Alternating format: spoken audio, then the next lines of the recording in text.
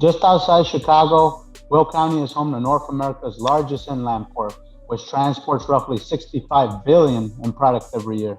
Six major railroads and seven interstates intersect here, making the area a hotspot for warehousing. Look around your house right now. Just look around your apartment, the room you in. 97% of everything in your house right now has come from a warehouse. Warehousing is the backbone of this nation.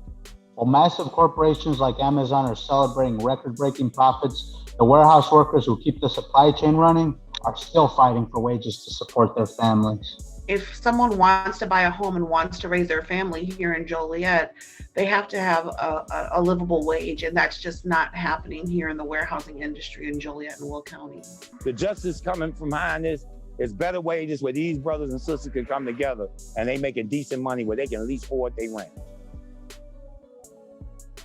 Hiring workers through temp agencies allows employers to keep wages low and makes it harder for workers to organize for better conditions. Temp agencies also shield employers from accountability or liability for discrimination. The stress level is bubbling over. People are mandatory Saturdays, mandatory 12-hour shifts, mandatory overtime.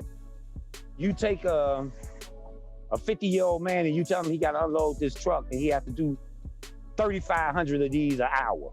It's impossible. You sit there and you count his rate and you use that against him to send him out the door. Okay, send them away.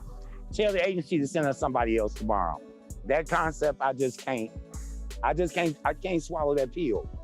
Warehousing is constantly expanding around the port, putting more trucks on the road and exposing workers and community members to toxic levels of diesel pollution.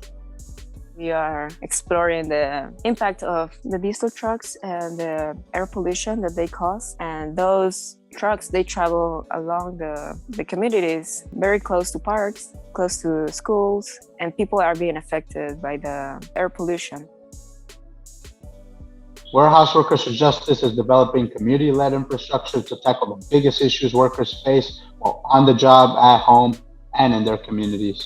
We're trying to create more community and get us more stronger than these corporations because we have the power, we have the knowledge, and we must use it.